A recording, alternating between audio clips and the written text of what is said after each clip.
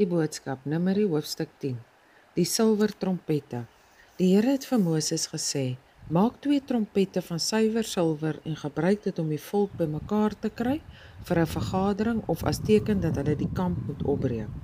As albei die trompette gelyk blaas, moet die hele volk bymekaar kom vir 'n vergadering voor die ingang van die tent waar ek aanbid word.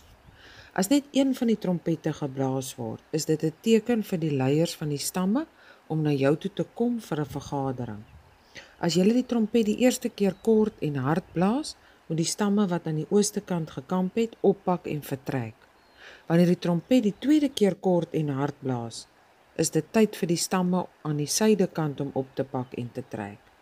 Elke groep moet oppak en trek wanneer hulle die teken hoor wat spesiaal vir hulle bedoel is. Om die volk vir 'n vergadering op te roep, moet die trompette op 'n ander manier en toonhoogte geblaas word.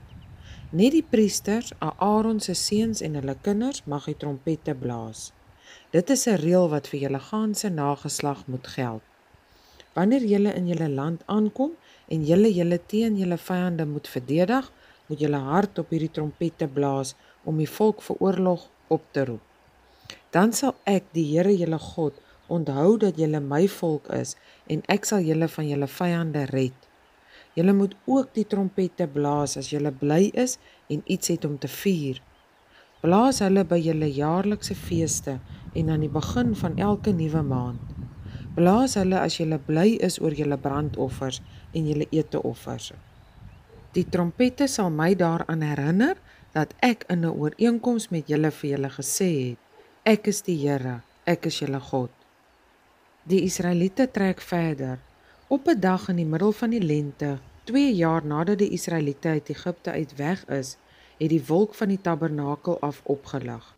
Die Israeliete het toe getrek van die Sinai-woestyn af tot in die Paran-woestyn, waar die wolk weer tot stilstand gekom het. Die Israeliete het getrek op die manier wat die Here vir Moses beveel het. Hulle het dit so gedoen. Heel voor het die afdelings onder leiding van die stam van Juda onder hulle eie vlag vertrek. Hulle leier was Amminadab se seun Nagson. Soar se seun Nathanael was in bevel van die afdeling van die stam van Issachar. En Gelon se seun Eliab was die leier van die afdeling van die stam van Sibelon. Daarna is die tabernakel afgebreek. Toe kon die groep van Gerson en die Merari groep wat dit moes dra ook vertrek. Die volgende groep wat vertrek het was die afdelings onder leiding van die stam van Reuben. Hulle het onder hulle eie vlag getrek. Hulle leier was Sedeur se seun Eliezer. Suri-Sedai se seun Selemiel was in bevel van die afdeling van die stam van Simeon. En Reuel se seun Eljasaf was die leier van die afdeling van die stam van Gad. Daarna het die Kehat groep vertrek. Hulle het die voorwerpe gedra wat aan die Here se diens gewy is. Teen die tyd dat hulle by die volgende kampplek aangekom het, was die tabernakel gewoonlik reeds opgeslaan. Net na hulle het die afdelings onder leiding van die stam van Ephraim onder hulle eie vlag getrek. Hulle leier was Ammihud se seun Elisima. Pedeser se seun Gamliel was in bevel van die afdeling van die stam van Manasse. En Gideoni se seun Abidan oor die afdeling van die stam van Benjamin. Die volgende groep wat vertrek het, was die afdelings onder leiding van die stam van Dan, ook onder hulle eie vlag. Hulle het die agterhoede van al die afdelings gevorm. Ammisadai se seun Agiseer was die leier van hierdie afdeling. Okran se seun Pagiel was die leier van die afdeling van die stam van Asser. En Enan se seun Agira, die leier van die afdeling van die stam van Naftali. So het die Israeliete altyd getrek, afdeling vir afdeling. Toe hulle wegtrek het Moses vir sy swaar Hobab, wat Reuel die Midianiet se seun was, gesê: Ons is nou op pad na die land toe wat die Here vir ons beloof het. Kom saam met ons, dat deel jy in ons voorspoed, want die Here het wonderlike dinge vir ons beloof.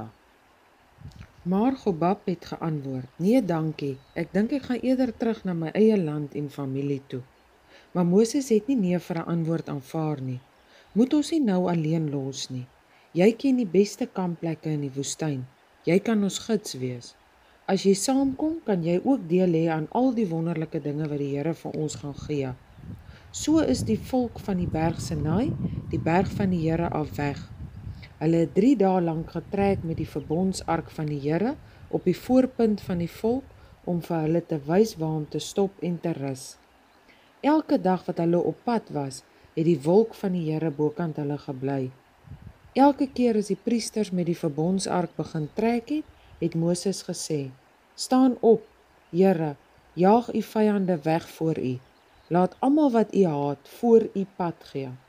En elke keer as hulle by die kamp aangekom het en die ark neergesit het Moses gesê: "Kom asseblief nou terug na die reuse skares van Israel toe, Here."